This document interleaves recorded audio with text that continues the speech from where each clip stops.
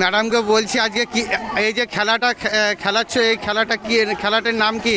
খো খো খেলা। আচ্ছা, খো খো খেলাতে প্লেয়ার সংখ্যা কতগুলো থাকে? থাকে 8 জন বসে থাকে আর একজন খো দেয়, টোটাল 9 জন, আর 3 জন রানার থাকে, তাদেরকে চেস করতে হয়। আচ্ছা, ঠিক ঠিক আছে, তাহলে খো খো খেলাটা শুরু হোক। হ্যাঁ। আচ্ছা, ঠিক আছে।